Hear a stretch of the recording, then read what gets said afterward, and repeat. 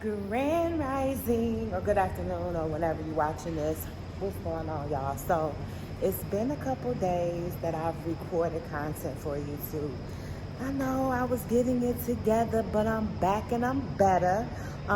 So today, I'm going to be discussing a question that I always get from a lot of people, and that's what's the cultural differences from being in America or being in Nigeria to now living in Dubai. So today I'm going to be discussing it and also take you on a POV of my day in the life of an expat in Dubai. Y'all see that I'm dressed, so I'm about to get out here and go handle some business. But stay tuned because I'm gonna talk about the cultural differences and how I adapt. So let's get to it, y'all.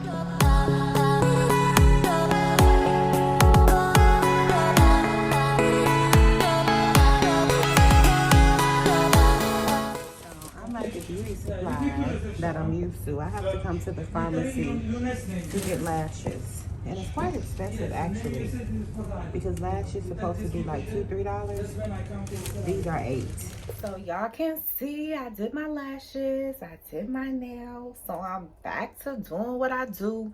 Make sure that y'all subscribe to my YouTube channel and hit the bell notification, because every day I'm going to be dropping videos. And I'm so hot, I'm so sweaty, I'm greasy. It's so hot outside, y'all. It is now like 90-degree days in Dubai. Honey, it is so hot. But anyway, let's get to the topic, okay?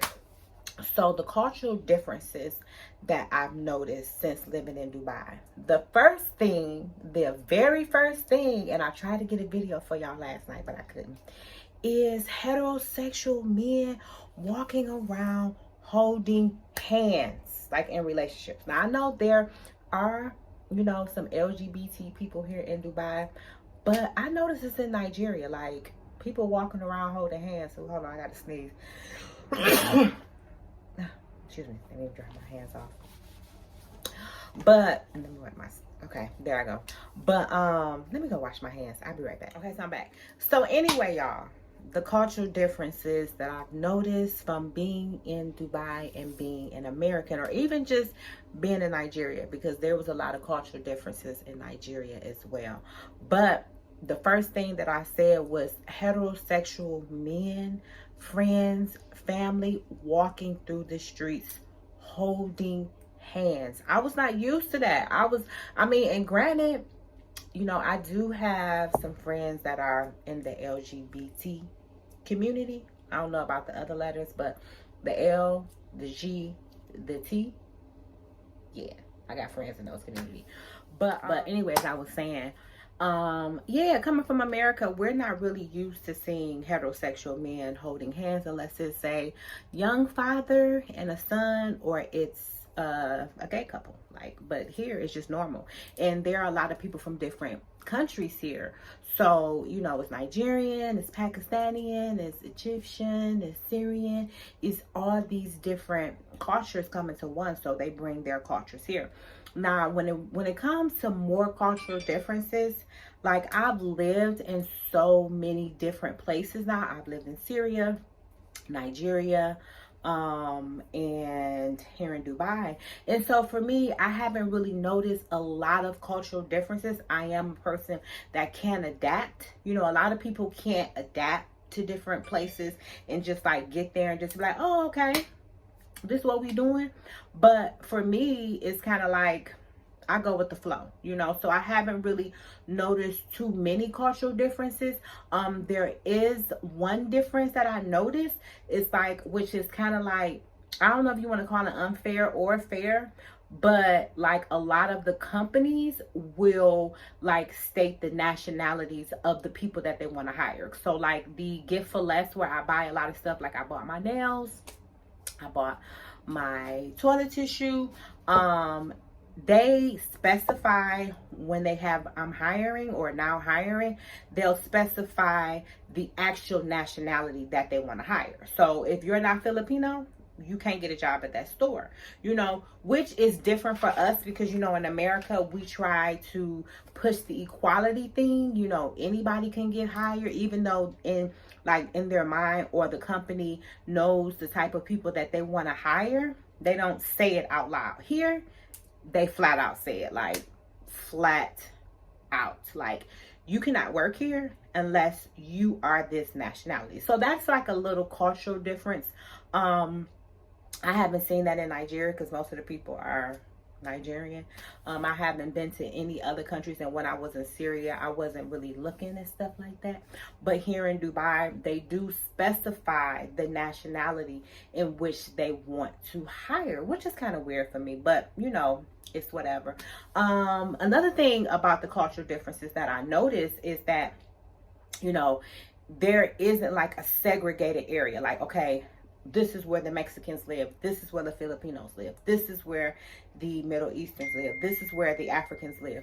Here in Dubai, there isn't segregation. Everybody is emerged. Now, I haven't seen like a lot of Americans, but I mean, you probably won't see a lot of Americans. They think I'm from anywhere else. They think I'm Arabic. They think I'm African. They think I'm Mexican. They rarely think that I am an American living in Dubai. And so for me, I'm used to, you know, in America, everybody has their own area. It's very segregated. Even the African building, which I'll show y'all one day, the African building, but it's not just like one particular African country. It's like all of the African countries live in one building, and they have their foods, they have their salon, and so that's the only building that I've seen that's like concentrated. But any of these other buildings, like the building I stay in, there's Middle Easterns, there's Europeans, there's Africans, there's Americans, because I'm here, I'm the only American, so I'm, you know, like an American. But it's not segregated here. Like, it's really not segregated, which is cool. Oh, Indian too, but which is cool because you're able to merge with other nationalities and other cultures, and you kind of get to see how things really flow like that. So that's another difference that I've noticed since being here. They do have a lot of laws that you must abide by here when it comes to like bike riders. I've seen them actually pulling people over on bikes that didn't have the safety vests and the helmets, which is something in America, like, the police don't really care. You fall off a bike, crack your head, they don't care. In Nigeria, you ain't seeing nobody ride no bike for real unless it's a motorbike. Like, unless you in a different nice area and the people want to ride their bikes with their children and stuff like that. But here they really enforce it because a lot of people use public transportation. There's a lot of people using the metro, which is the train, which is, you know, if you're from New York, you know, or from LA, you know, we used to that. But here a lot of people use scooters. Really like, and you know, in Atlanta we was using scooters to just kind of play around and go out and have fun. No, here that's their mode of transportation for real. Like, people have a scooter to go to work. They own their scooters to go to work, to go grocery shopping, to handle errands, to go see friends. Like, they have a scooter, and that is their mode of transportation, which is, I guess, would be considered a cultural difference because, you know, in America, like, people ain't using scooters as modes of transportation. We using those just for fun, you know, and we ain't buying them. Like, we're not doing that. What else is another cultural difference? That's pretty much it. I haven't really seen a lot of things that really shook me. You know, of course, I showed y'all shocking things here that was like new to me, like the people that was, you know, catching the birds and killing them and eating them. That was, I went with that. The cost of living is much cheaper than what people think, which I wasn't aware of that like that. But other than that, the country is so diverse and there's so many different nationalities.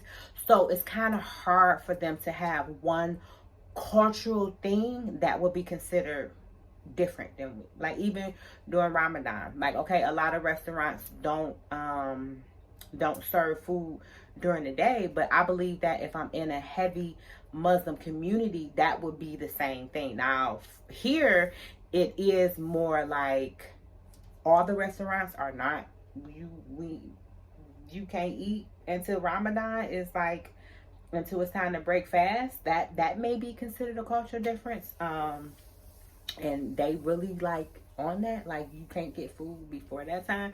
You can grocery shop, you can cook your own food, but you can't just go to a restaurant and go sit down at certain restaurants. Like, if you're in a tourist area like the mall, you can, But some of the mom and pop shops, some of the local restaurants, they not playing that. They shut it down. Okay. And what else do I think is a cultural difference? It's kind of really hard to really pinpoint. Like I said, I've lived in so many different countries.